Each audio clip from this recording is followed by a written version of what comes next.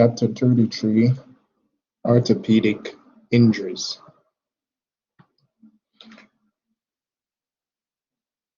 And we will get right into it.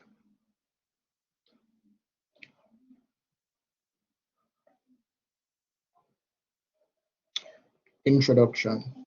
The musculoskeletal injuries are often easily identified because of associated pain, swelling, and deformity. So when there is a musculoskeletal injury, the areas will present with swelling, and there might be some deformity, and there is some pain.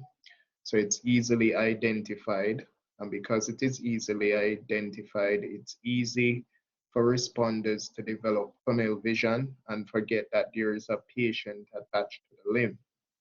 So always remember that a patient is attached to the limb.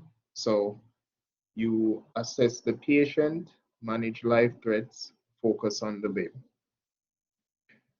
Rarely they are fatal, but they are exceptions, often result in short or long-term disability. Never forget to assess airway, breathing, circulation, disability, and exposure. So don't forget that there is a patient attached to the limb. Assess the patient first, then focus on the part. Now let's review the anatomy and physiology of the musculoskeletal system. So the musculoskeletal system gives the body its shape and allows for its movement. Movement is generated because muscles are attached to bones by tendons. So tendons connect muscle to bone. Hematopoiesis is a process of generating blood cells, and blood cells are generated within the bone marrow. Muscles are composed of specialized cells that contract when stimulated to exert a force on a part of the body. The skeletal muscle allows the body to maintain its posture and to sit or stand, and the skeletal muscle is a voluntary muscle. The diaphragm has both voluntary and involuntary functions, and it is a skeletal muscle. It's just a very unique skeletal muscle. Muscle contraction requires energy, which is derived from the metabolism of glucose and results in the production of lactic acid.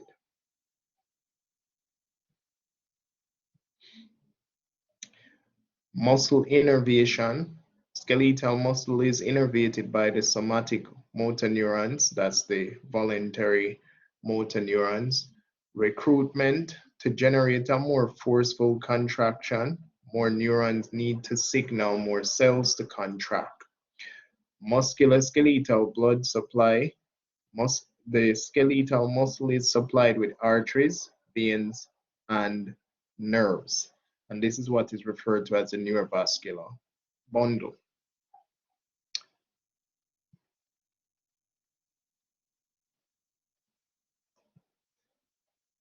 The skeleton divides into two distinct portions. So you have the axial skeleton, which is the centerpiece. This is the bones of the central part of the body, the skull, spinal column, rib cage.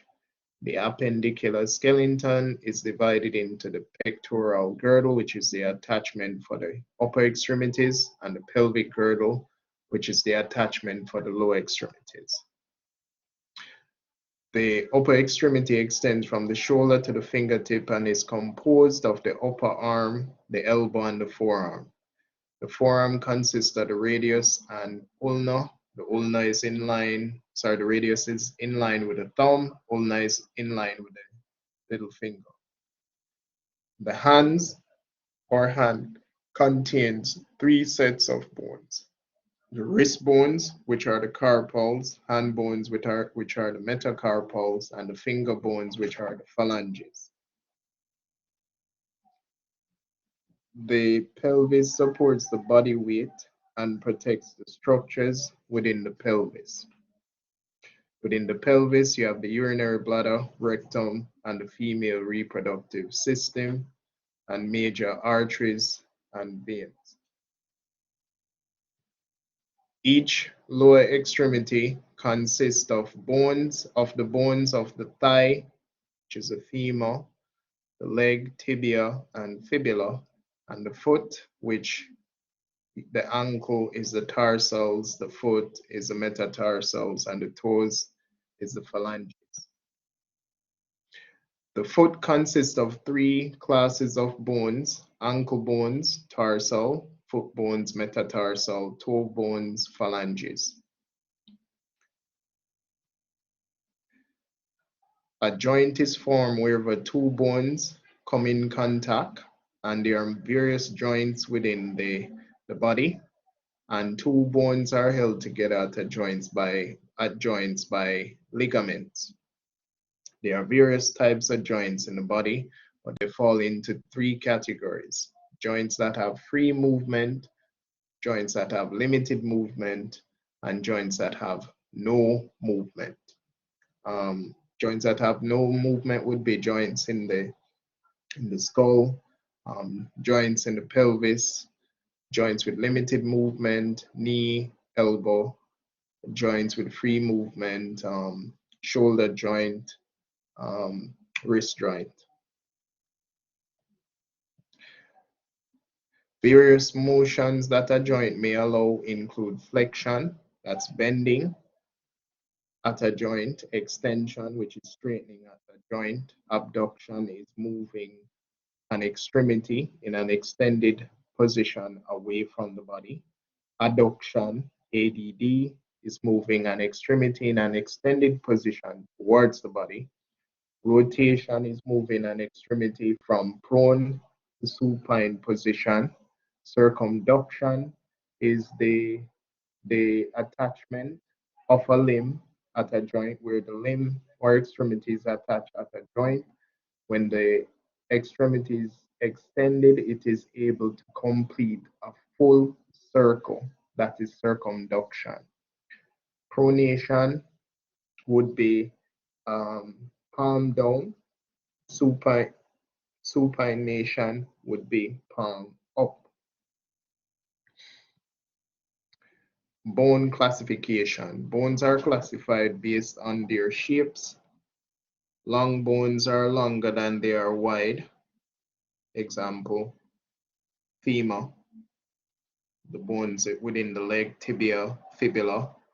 Short bones are nearly as wide as they are long. Short examples of sharp bones would be the bones in the fingers.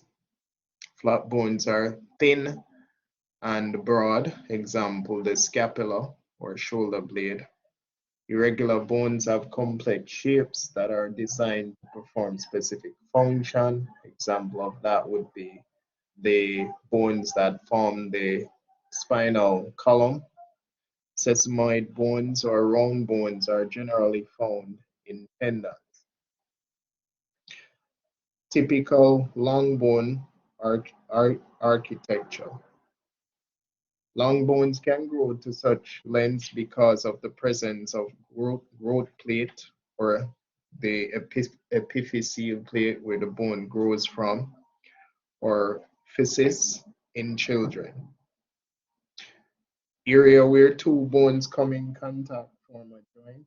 It is covered by a thin layer of articular cartilage. Tendons connect skeletal muscle to bone.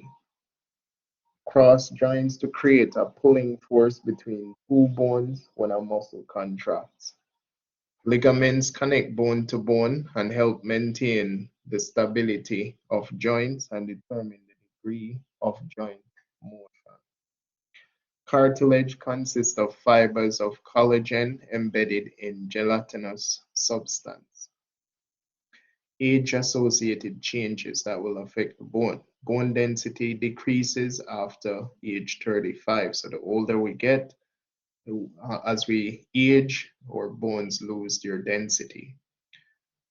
A significant decrease in bone density is called osteoporosis. and is associated with a high risk of fracture, which makes sense. If the bone density decreases, it means that the bone is more susceptible to significant forces, which can result in fractures. Pathophysiology.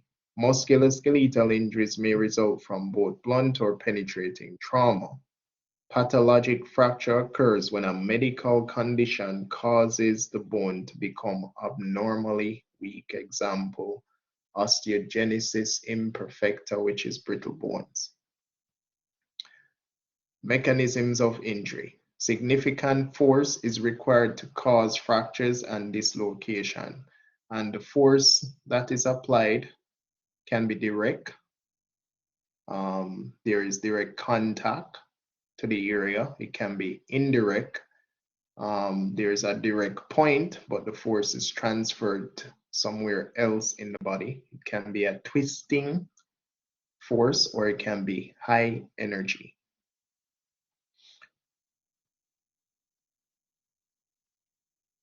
An example of twisting would be somebody skating and twist the legs, high energy. Somebody shot with a high-powered weapon in one of the limbs, or pedestrian versus a vehicle. Vehicle always win. Hold on, let me backtrack a bit. Let me continue. A direct blow fractures the bone at the point of impact. An impalement injury commonly causes a soft tissue injury similar to that seen in low velocity penetrating injury. An indirect injury occurs when force is applied to one region of the body but causes an injury to another region because the force was redirected. Example, the knee hit the dashboard in a motor vehicle accident, and the force is transferred from the knee to the hip, resulting in a hip fracture or hip dislocation. A person falling on an outstretched hand may have one or more injuries as the result of forces transmitted proximally from the point of impact. Fracture of the scaphoid bone of the hand can occur. Fracture of the distal ulnar radius, fracture of or dislocation of the elbow, fracture or dislocation of the shoulder, fracture of the clavicle. All of these complications can occur when a person falls on an outstretched hand. Twisting forces are a common cause of musculoskeletal injury. A fracture is a break or a chip in the continuity of a bone. It can also be classified as a crack, and it can be caused by direct, indirect, twisting, or high energy forces. Types of fracture. In terms of presentation, the fracture can present open or closed, or it can be displaced or non-displaced if it's a closed fracture. Open fracture break in the overlying skin allows the fracture to be exposed to the outside environment. Closed fracture, skin over the fracture site remains intact. Angulation. Bone is misaligned as a result of the injury. An angle has formed between the fractured fragments. A non-displaced fracture is a simple crack of the bone, and it is associated with closed fractures. In a displaced fracture, the two bone ends at the fracture are separated in at least one plane, and that can also be a closed fracture. If the bone protrudes through the skin, it is now referred to as a compound fracture. Terms that describe types of fractures. It can be transverse, can be oblique based on how the bone fractures. It can be spiral. It can be comminuted, which means it's in fragment. It can be green stick, where it doesn't break completely, common in the pediatric population. It can be incomplete. It can be as a result of disease, pathologic. It can be that the fracture is right at the growth plate, the epiphyseal plate. Signs and symptoms, deformity. One of the most reliable signs is deformity. Shortening occurs in fractures when the broken ends of bone override each other, usually as a result of the muscles contracting and pulling the bones over each other, broken bones. Visual inspection will usually reveal swelling at the fracture site. One of the most common signs and symptoms of a fracture is going to be point tenderness. As blood infiltrates the tissue around the broken bone ends, bruising will become apparent. Fractures are very often associated with ecchymosis of the surrounding tissues.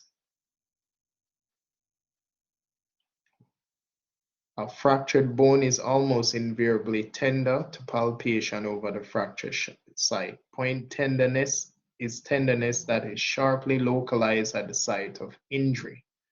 Pain commonly occurs with fractures. Guarding, a loss of use characterize most fractures. Palpation may reveal crepitus, which is the bone ends rubbing together under the skin, a grating sensation over the broken bone ends. Falls motion occurs at a point in the limb where there is no joint. So falls motion, the limb is bending at a point where no joint is present, and it's not supposed to bend that way.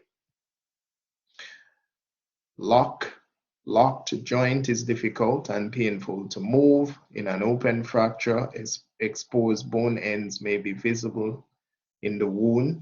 Your primary focus is bleeding control first, secondary infection, and fracture stabilization.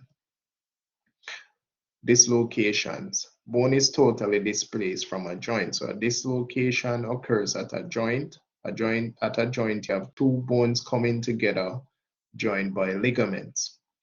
When the bones within these joints exceed their normal range of motion, a dislocation can occur, which simply means that one of the bones have been displaced from its normal anatomic position within the joint. A dislocated joint may spontaneously undergo reduction before beginning assessment. Subluxation is a partial dislocation of a joint, and a sprain is a subluxation, or sometimes referred to as a subluxation. Signs and symptoms. Marked deformity, swelling, pain aggravated by any attempt at movement, tenderness on palpation, virtually complete loss of normal joint motion, locked joint. So there is spasm in the area. Numbness or impaired circulation to the limb or digit. That means the neurovascular bundle is being threatened or may have been significantly compromised. A dislocation is considered an urgent injury due to its potential to cause neurovascular compromise distal to the site of injury. So dislocations put the neurovascular bundle at a high risk of being compromised. Assess neurovascular status distal to the site of the dislocation. So check pulse, motor, and sensory function before and after stabilization. Sprains. Ligaments are stretched or torn. Signs and symptoms. Point tenderness. Swelling and ecchymosis appear at the point of the injury to the ligament. Pain causes the patient to be unwilling to move or use the limb normally. Instability of the joint is indicated by an increased motion. So sprains occur with the ligaments within the joint. So it's an overstretching or partial tearing of a ligament. Strains, injury to the muscle or tendon that results from a violent muscle contraction or from excessive stretching. Only minor swelling may be noted at the site of injury. So a strain is the overstretching or partial tearing of a tendon or a muscle tear or a muscle pull. Achilles tendon rupture. Most immediate indication are pain from the heel to the calf and a sudden inability to perform plantar flexion of the foot. Acute management, rise, rest, ice compression, and elevation, and pain control. And for trauma, pain control will be guided by local protocol. As AEMTs, you can administer acetaminophen, you can administer Voltaren IM injection 75 milligrams, and you can give nitrous oxide. Long-term treatment may involve splinting or surgery. Amputations, separation of a limb or other body part from the remainder of the body. Hemorrhage from a complete or incomplete amputations can be severe and life-threatening. Now let's look at the patient assessment. Attempts to splint and stabilize the patient's conditions are very important. Carefully assess the MOI, formulate your index of suspicion. In case of musculoskeletal injuries, patients may be classified based on the presence or absence of associated injuries. The golden hour is critical not only for maintaining life, but also for preserving limb. So if the patient is critical or there's a limb-threatening emergency, we want to limit our on-scene time to less than 10 minutes, and all important management should be completed within the first 6 minutes of your assessment. Scene size up. Observe for hazards. Try to identify forces associated with the MOI, evaluate the need, and request early for law enforcement support, paramedic backup, or additional ambulances. Be alert for both primary and secondary injuries. Primary survey. Focus on the patient's mental status, XA, BCDE, and priority. Complete a rapid full body scan on the scene and en route to the ED. Identify injuries, prevent further harm or damage, and evaluate the patient's level of consciousness and orientation. So within your primary survey, you're going to assess and identify immediate and potential life threats and address these life threats accordingly.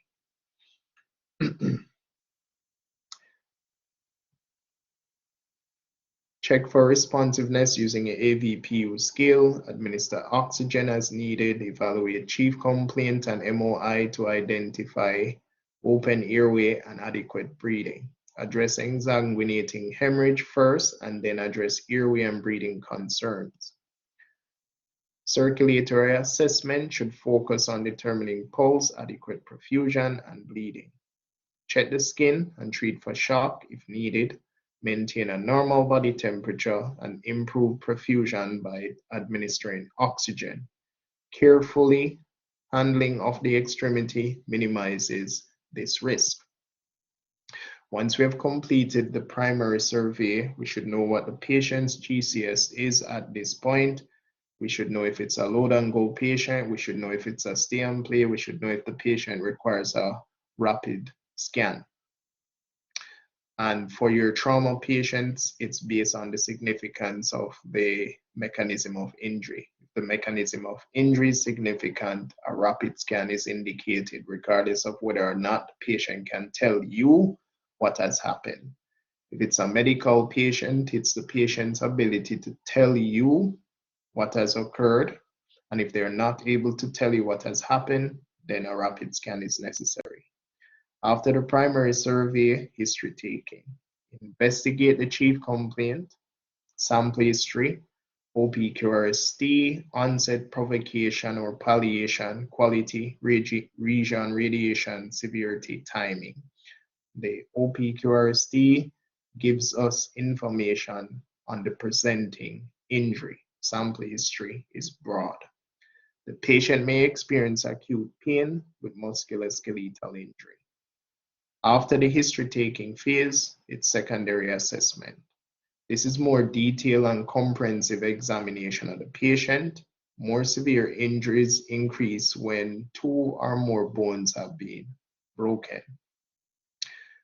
Within your secondary assessment, a physical examination will be conducted. Start with a full body scan. The goal is to identify hidden and potential life-threatening injuries. Note your DCAP BTLS, cover the 6 P's of musculoskeletal assessment. Evaluate circulation, motor function, and abnormal sensation. Always evaluate the joint above and below the site of injury. Inspect for the following signs: deformity, skin changes, swelling, muscle spasms, abnormal limb positioning, increase or decrease range of motion, color changes, bleeding. Palpation. Palpate for tenderness, palpation of the pelvis. Independently palpate the entire length of each arm and leg to identify any sites of injury. Examine the cervical spine and the shoulder. Neurovascular status. Always recheck the patient's neurovascular function before and after splinting. So check pulse, motor, and sensory function before and after splinting. If it's absent, then a limb-threatening injury may be present. Evaluate an unresponsive patient's limb for deformity, swelling, ecchymosis, false motion, and crepitus. Vital signs. Determine a baseline set of vital signs. Baseline indicators must be obtained as soon as possible. And the vital signs that you record at this point, you will compare to your checks completed in your primary survey. So you will now be able to determine if your management is working or you need to make adjustments. After the secondary assessment, the next phase is the reassessment. Repeat your primary assessment. Interventions, you need to focus on your intervention. So assess overall condition, stabilize ABCs, and control serious bleeding before treating the injured area. Secure critically injured patients to a long backboard to stabilize spine, pelvis, and extremities. Report problems with the patient's ABCs, open fractures, and compromised circulation before or after splinting. Give complete descriptions of injuries and the MOIs in documentation. Assess and document the presence or absence of circulation, motor function, and sensation distal to the injury before moving an extremity. When an abnormality is identified, document the specific deficit. Emergency medical care. First steps include primary survey and stabilizing the patient's ABCs. Perform a rapid full body scan or focus on a specific injury. Always take standard precautions. Be alert for signs and symptoms of internal bleeding. So again, always remember there is a patient attached to the limb, so focus on the ABCs first, then focus on the injured limb. Volume deficit due to musculoskeletal injuries. Fractures may lead to significant blood loss. Implement intervention. Keep the fluid volume, vital signs, and mental status normal. Administer fluids in 20 mL per kilogram increments to maintain blood pressure and perfusion. Cold and heat application. Cold packs are useful for treating patients during the initial 48 hours following an injury. Heat therapy should be avoided during the initial 48 to 72 hours following an injury. Splinting. A splint is a flexible or rigid device used to protect and maintain the position of an injured extremity. When no splinting materials are available, the patient's arm can be bound to the chest wall, an injured leg can be bound to an uninjured leg. So we can improvise once we understand the principles. Types of splints are traction splints, rigid splints, and formable splints. Best way to stabilize multiple fractures in a critical condition is to splint the axial skeleton using a long backboard and straps or an alternative device. Principles for splinting. Remove clothing from the area of any suspected fracture or dislocation. So you need to see the area, so cut and expose. Assess and record the patient's neurovascular status distal to the site of injury. So after you expose, instruct your partner to manually stabilize the limb, check pulse, motor, and sensory function. Cover all wounds with a dry, sterile dressing. Do not move the patient before splinting. Pad all rigid splints to prevent local pressure and discomfort to the patient. And the principle is wherever the injury is, you want to stabilize above and below. So if it's a joint, you stabilize the bone above and below. If it's a bone, you stabilize the joint above and below. If a long bone fracture is severely angulated and no pulse is present in the extremity, gently apply longitudinal traction. The patient reports severe pain or is resistant to the movement, discontinue applying traction and splint the joint or bone in the position of deformity. When in doubt, splint. Be aware of the hazards associated with improper application of splints. So if it's not applied properly, it can compress nerves, tissues, and blood vessels. It can delay transport of a patient that has a life-threatening injury. It can compromise distal circulation to an extremity. It can aggravate injuries. It can damage nerves, blood vessels, and muscles due to excessive movement of bone or joint. Traction splints.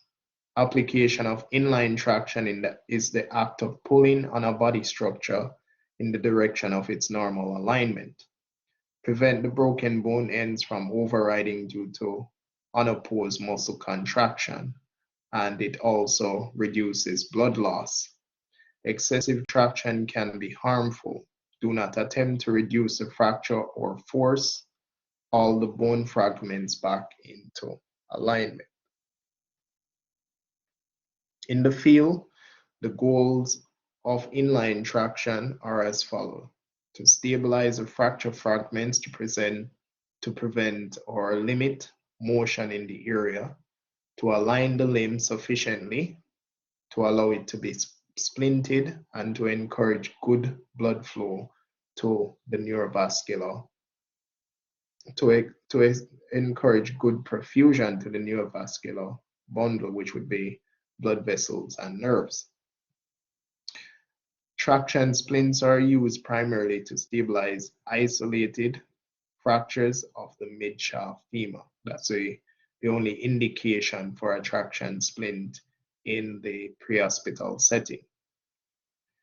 Do not use traction splints in patients with any of the following conditions: injuries to or involving the knee, injuries of the pelvis, partial amputation or avulsions with bone separation, lower leg, foot, or ankle injury.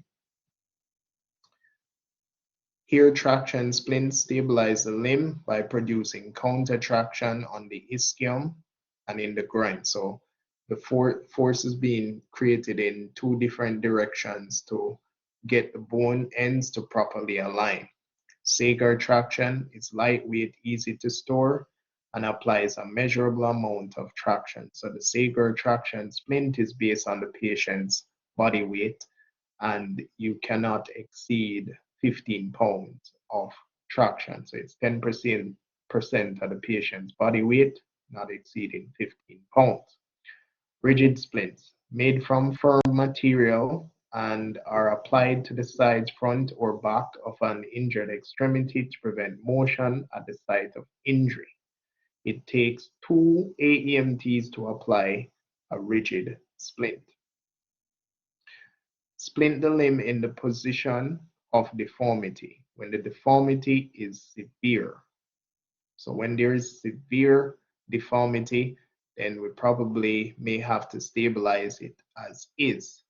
When you encounter resistance or extreme pain when applying gentle traction to the fracture, we may have to stabilize as is. Apply padded board splints to each side of the limb and secure them with soft roller bandages. Pneumatic splints, useful for stabilizing fractures involving the leg or forearm. Ear splints, always inflate after applying it. All open wounds must be covered with a dressing before applying these splints. Prone to cold weather, carefully monitor the splint and let out air if the splint becomes over-inflated. Pneumatic anti-shock garments, not commonly used, but it's in the literature. Contraindicated for treatment of shock. Do not use the PASG in the following conditions: pregnancy, pulmonary edema, acute heart failure, penetrating chest injury, groin injuries, major head injuries. So essentially what it is, it's a device that creates pressure on the lower extremity and the pelvis to push blood to the core of the body, to encourage perfusion to the core of the body. Do not remove a PASG in the field and note the patient's blood pressure. Formable splints. Formable splints include the following: vacuum splints, pillow splints, structural aluminum, malleable SAM splints, sling and swathe, pelvic binders. A vacuum splint can be easily shaped to fit around a deformed limb. Pelvic binder provides temporary stabilization, should be light, made of soft material, and easily applied by one person. Body splinting, used to splint injuries that involve the fingers or toe. Tape the injured digit to the uninjured one. Transportation. Very few, if any, injuries justify the use of excessive speed during transport. Speed doesn't save anybody's life, good care does. A patient with a pulseless limb must be given a high priority. So a patient with a pulseless limb requires lights and sirens for transport. It's a limb-threatening injury. If circulation in a distal limb is impaired, consult medical direction. Complications of musculoskeletal injuries. Musculoskeletal injuries can lead to numerous complications. Likelihood of developing a complication is often related to the strength of the force that caused the injury, the location, the overall health of the patient. Prevent infection following an open fracture by brushing away any debris, and you may have to irrigate the area if it's a lot of debris, but it's not something that's commonly done, and you will be guided by protocol or medical direction. Administer analgesia and transport patients with musculoskeletal injuries to an appropriate medical facility. And the analgesia here is going to be acetaminophen, Voltaren IM 75 milligrams, or nitrous oxide or nitronox. Peripheral nerve and vascular injuries. When blood vessels are damaged following a musculoskeletal injury, the patient may experience devascularization.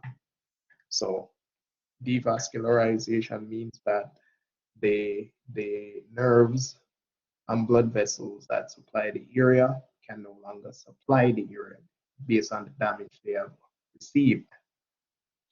Displaced fracture fragments may lacerate or impale nerves, leading to neurologic deficit.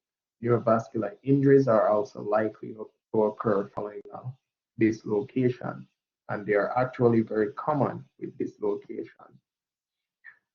Compartment syndrome. Compartment syndrome is a fracture in the forearm or leg. It's common in the forearm or leg where the fascia or membrane that is around the muscle is torn. There is a fracture and bleeding starts to occur in the fascia compartment and creates pressure on the fracture. usually occur following a fracture after 6 to 12 hours.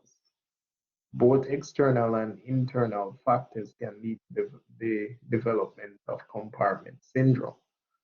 Open fractures have a higher risk of compartment syndrome because they are typically associated with higher energy injuries. Another late sign of compartment syndrome is the absence of a pulse in the affected extremity, and usually these patients will have severe pain, severe pain.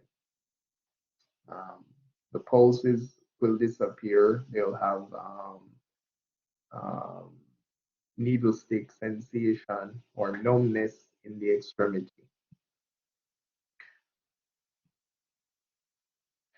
If a patient has a fracture below the elbow or the knee, ask about the following: extreme pain, decreased pain sensation, pain on stretching of the affected muscle, decreased strength. Management should include elevating the extremity to the heart level, placing ice packs over the extremity, opening or loosening constricted clothing and splint material. Administer oxygen and crystalloid solution as needed. Consider administering nitrous oxide for pain management or bolstering IM injection in Jamaica as allowed by local protocols. Frequently reassess the patient's neurovascular status during transport. Now, crush syndrome. This occurs when a prolonged compressive force impairs muscle metabolism and circulation following the extrication or release of an entrapped limb. So the limb is pinned for 4 hours. When that occurs, the muscles and tissue in the area, the muscle tissue in the area breaks down and become dead tissue or toxins, and there's a spillage of potassium. So the muscles break down, rhabdomyolysis. The tissue becomes necrotic, which leads to harmful products being released into the bloodstream.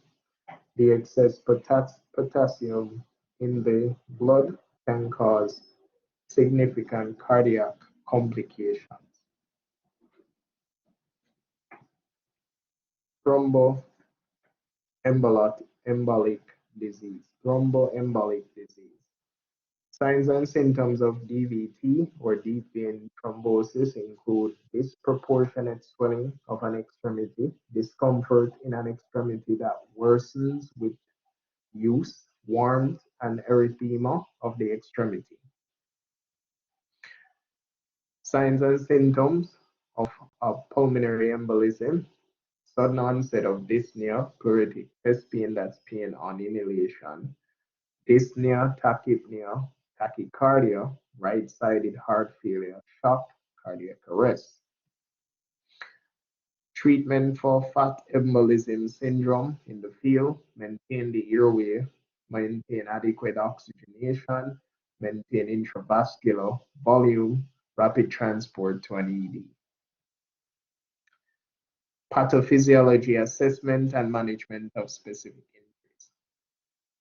Injuries of the clavicle and scapula. Patient with a fracture of the clavicle will report pain in the shoulder and will usually hold the arm across the front of the body. Young children often report pain throughout the arm and are unwilling to use any part of the injured limb, and it's common in the pediatric population. Fracture of the scapula or shoulder blade occur much less, and it results from violent direct trauma to the back directly over the scapula. So significant force is required to fracture the scapula. Carefully assess the patient for signs of pneumothorax, hemothorax, and rib fractures. Acromioclavicular AC joint between the lateral aspect of the clavicle and the acromion process of the scapula, that's where the AC joint is located. This location is called an AC separation. Patient will report pain. Fracture of the clavicle and scapula and AC separations can be effectively splinted using a sling. A sling is any bandage or material that helps to support the weight of an injured upper extremity, relieving downward pull of gravity on an injured site. To fully immobilize shoulder region, a swath must be used to bind the arm to the chest wall, tight enough to prevent the arm from swinging freely, not so tight as to compress the chest and affect the patient's ability to ventilate. Leave the fingers exposed that you can monitor circulation in the area. Dislocation of the shoulder. The glenohumeral joint or shoulder joint is where the head of the humerus meets the glenoid fossa of the scapula. A patient with a dislocated shoulder will guard the shoulder and try to protect it. The humeral head will protrude anteriorly underneath the pectoralis major on the anterior chest wall. Stabilizing an anterior shoulder dislocation will produce pain. Apply sling to the forearm and wrist to support the weight of the arm. Secure the arm in a sling to the pillow and chest with a sway. So you need to put padding between the injured limb and the patient's body. Dislocation of the shoulder disrupts supporting ligaments of the anterior aspect of the shoulder. Dislocation recurs because these ligaments often fail to heal properly, and that's due to the size of the blood vessels that supply the area and the constant movement in the area. Some patients can set their own dislocated shoulders. A shoulder dislocates posteriorly instead of anteriorly about once in every 20 cases. The arm will often be locked in an adducted position toward the midline, so it cannot be rotated. So there is no rotation. Fractures of the humerus. Fractures of the proximal humerus resulting from falls are common among older adults. Fractures of midshaft occur more often in younger patients, usually as the result of violent injury. The radial nerve may be injured by force itself or become entrapped within the fracture site. Classical sign of a radial nerve injury is a wrist drop. Fractures of the humerus. If the fracture is angulated, longitudinal traction may be applied to correct the deformity. Once the extremity is in the desired position, apply a rigid splint that extends from the axilla to the elbow. And then support that with a sling and 2 sways. Elbow injuries. Cure of elbow injuries. Assess distal neurovascular function before and after. Apply 2 padded board splints to each side of the limb and secure with a soft roller bandage or bandages. Mold a padded wire ladder splint or SAM splint to shape of limb. So you can use rigid splints or you can use your flexible SAM splint. Cold, pale hand or weak or absent pulse and poor capillary refill indicate that blood vessels have likely been injured. If limb is pulseless and significantly deformed at the elbow, apply manual traction in line with long axis of the limb to decrease deformity. Fractures of the forearm. Fracture of the shaft of the radius and ulna are common in people of all age groups. Usually both bones break at the same time when the injury is the result of a fall on an outstretched hand. Achilles fracture of the distal radius. Silver fork deformity is its distinct or distinctive appearance. That's what you're looking for. In children, this fracture may occur through a growth plate and can have long-term consequences. So it can affect how the bone grows. To stabilize fractures of the forearm or wrist, use a padded board, ear, vacuum, or pillow splint. If the shaft of the bone has been fractured, ensure to include the elbow joint in the splint.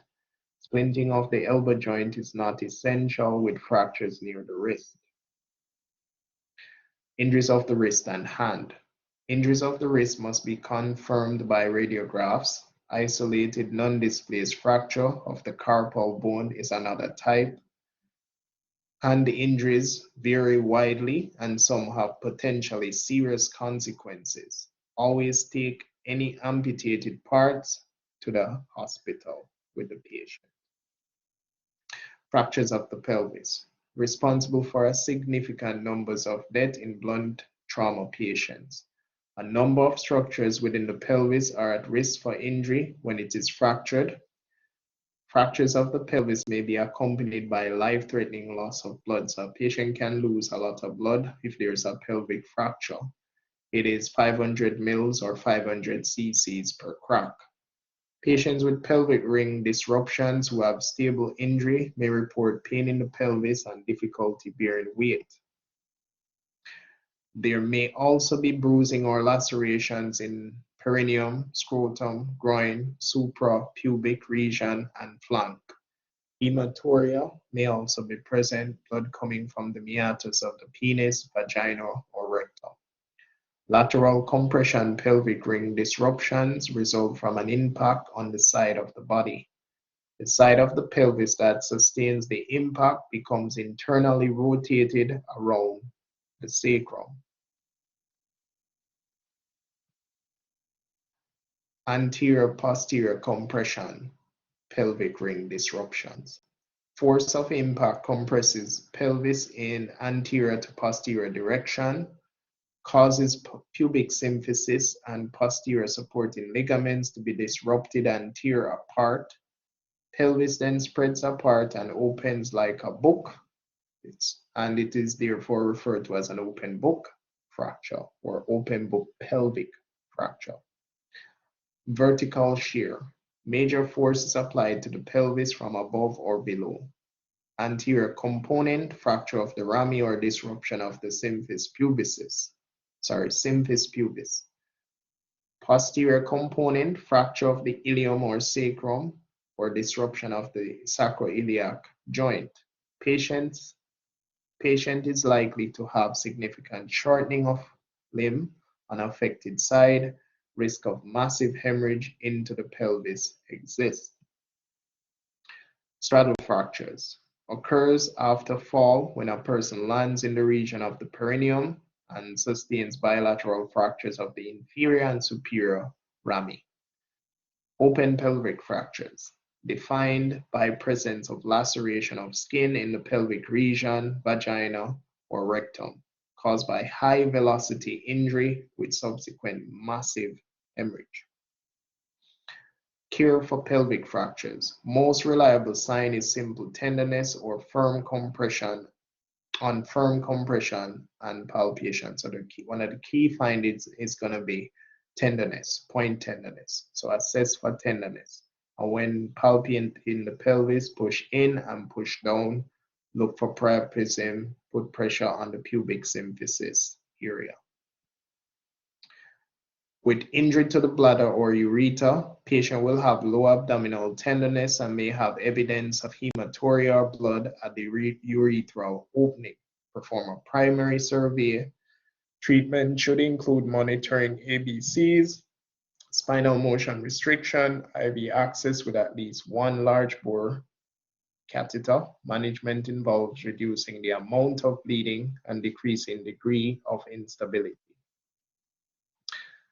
Seek medical direction, especially to determine how to best stabilize the pelvis. Methods include application of the PASG or pelvic binder or tying a sheet around the pelvis. Once immobilized on a long backboard, patient should be rapidly transported to a trauma center, administer IV fluid to maintain adequate tissue perfusion, 20 mils per kilogram, or you will be guided by a local protocol. Avoid hypertension if there is suspected internal blood loss. We don't want to dilute the clotting factors. If you discover an unstable pelvis in your decap BTLS, do not release it until it is stabilized. Dislocations of the hip. Almost all dislocations are posterior. The femoral head is displaced posteriorly to lie in the muscles of the buttock. Suspect hip dislocation in a patient who has been in a motor vehicle accident or motor vehicle crash and has a contusion, laceration, or obvious fracture in the knee region. Femoral head rarely dislocates anteriorly. Posterior dislocations of the hip is frequently complicated by injury to the sciatic nerve. When the head of the femur is forced out of the hip socket, it may lead to partial or complete paralysis of the nerve. Generally, only dorsiflexors are involved. Patients with posterior dislocation of the hip typically lie with the hip joint flexed, thigh rotated inward towards the midline of the body over the top of the opposite thigh. So a posterior dislocation of the hip causes medial rotation of the limb. If it's anterior dislocation, it will cause external rotation of the limb. Distinctive signs: severe pain in the hip, strong resistance to attempt to move the joint. Lateral and posterior aspects of the hip region will be tender on palpation. With some thin people, femoral head deep within the muscles of the buttocks can be palpated. Check for sciatic nerve injury, assess sensation and motor function in the lower extremity. Do not attempt to reduce the dislocated hip in the field. Splint the dislocation in the position of deformity. Place the patient supine on a scoop stretcher or long backboard. Support the affected limb with pillows and roll blankets, particularly under the flexed knee. Secure the entire limb to the backboard with long straps so that the hip region will not move. Provide prompt transport. Fractures of the proximal femur, usually called hip fractures, rarely involve the hip joint. The break goes through the neck of the femur, the intertrochanteric middle region, or across the proximal shaft of the femur, subtrochanteric fractures. Patient display a very characteristic deformity. Patients typically are unable to walk or move the leg. Hip region is usually tender on palpation, and gentle rolling of the leg will cause pain. Assess the pelvis for any soft tissue injury and bandage appropriately. Assess pulse, motor, and sensory function. After assessment, splint the lower extremity. Age of the patient and severity of the injury will dictate how you splint the fracture. All patients with hip fractures may have significant blood loss. Following a fracture, the quadricep muscles begin to spasm. Femoral shaft fractures. When the femoral shaft of the femur is fractured, the muscles in the area will contract and pull the bone ends in. Fractures are occasionally open and the fragments of bone may protrude out. Patients often experience significant blood loss, covering the wound with dry sterile dressing. If the foot or leg below the level of the fracture shows signs of impaired circulation, apply gentle longitudinal traction to the deformed limb in line with the long axis of the limb. Gradually turn leg from the deformed position to restore the limb's overall alignment. Monitor for evidence of shock, full spinal immobilization, and establish vascular access. And that spinal immobilization and spinal motion restriction, depending on protocols. Knee injuries. Different types of injuries occur in this region, which include ligament injuries, which range from mild sprains to complete dislocation of the joint. Can be the patella has dislocated. All the bony elements of the knee can fracture. Assess the patient's need to reveal any significant findings. Injuries of the knee ligaments. Ligaments on the medial side are most frequently injured. Knee dislocations. Ligaments that provide support to it may be damaged or torn. Direction of dislocation refers to the position of the tibia with respect to the femur. Commonly, the anterior and posterior ligaments are damaged. In posterior dislocations, a direct blow to the knee forces the tibia to shift posteriorly. Medial dislocation results from a direct blow to the lateral part of the leg. If adequate distal pulse are present, splint the knee in the position in which you found it and promptly transport the patient. Do not attempt to manipulate or straighten any severe knee injury if there are good distal pulses. Very important slide. So if the circulation or neurovascular bundle is not compromised, stabilize the knee as is. Fractures about the knee may produce significant deformity that makes it look like a dislocation. If the patient has a good distal pulse, then splint the extremity in the position in which it was found or it is found. Elevate the leg to heart level and apply cold packs. Remember, your time frame is 48 hours. After 48 hours, then heat therapy is encouraged. Frequently, neurovascular checks are mandatory. Monitor the pulse, motor, and sensory function. Continue to monitor distal neurovascular function en route to the hospital. Dislocation of the patella. Minor twisting may be enough to produce a problem. Displacement of the patella produces a significant deformity in which the knee is held in a slightly flexed position. Injuries of the tibia and fibula. Fracture of the shaft of the tibia or fibula may occur at any place between the knee joint and the ankle joint. Usually, both bones fracture at the same time. Open fractures of the tibia are common. Stabilize with padded rigid long leg splint or ear splints that extend from the foot to the upper thigh. Correct severe deformity before splinting. Apply gentle longitudinal traction. Restore a position that will take a standard splint. Sometimes associated with vascular injury. Realigning the limb frequently restores an adequate blood supply to the foot. Ankle injury. Ankle fractures result from sudden forceful movements of the foot. Axial load is transmitted through the foot and causes the talus to impact the distal tibia. Signs and symptoms include pain, deformity, and swelling. Stabilize ankle fractures using commercially available splint or pillow splint. Leave the toes exposed to allow frequent checks of the distal neurovascular function.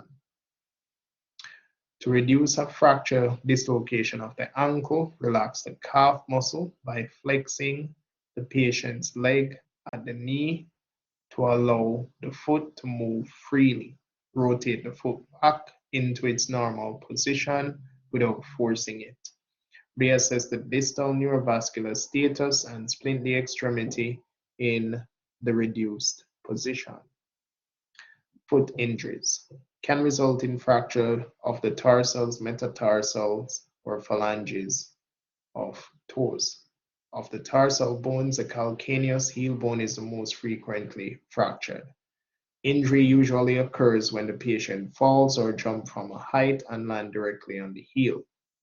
Force of injury compresses calcaneus, producing immediate swelling and ecchymosis. Frequently, the force of the injury is transmitted up the legs to the spine, producing lumbar spine fracture, and that would be indirect force. So the contact point is the foot, and the force is transferred to the spine. Foot injuries continued. If you suspect that the foot is dislocated, immediately assess the patient's pulse, motor, and sensory function before and after stabilization. Lacerations about the ankle and foot may damage important underlying nerves and tendons. Puncture wounds of the foot are common and may cause serious infection if not treated early. To splint the foot, apply a rigid padded board splint, ear splint, or pillow splint. Leave toes exposed so you can periodically assess neurovascular function. All patients with lower extremity injuries should be transported in the supine position. Amputations. With partial amputations, ensure to immobilize the part with bulky compression dressings and splint to prevent further injury. Hemorrhage from amputations can be severe and life-threatening. Make every attempt to preserve an amputated part in optimal condition. Do not warm an amputated part. Do not place an amputated part in water. Consider administering a bolus of isotonic crystallite solution if patient has experienced significant blood loss or hypotension. Be aware of the patient's emotional stress, which can lead to psychogenic shock. If you can locate the amputated part, wrap it, put it on ice. Don't put the part directly on ice, and transport it with the patient. Sprains and strains. Generally, treatment is similar to that of fractures and include the following: rest, immobilize or splint the injured area, ice or cold pack over the injury, not exceeding 48 hours, compression with an elastic bandage, elevation, splinting, reduced or protected weight bearing, pain management, nitrous oxide, Voltaren or cataflam, and IV access for fluid resuscitation if necessary. So pain management, acetaminophen, nitrous oxide, Voltaren, cataflam, and you will be guided by your protocols. And with this slide, we come to the end of this lecture.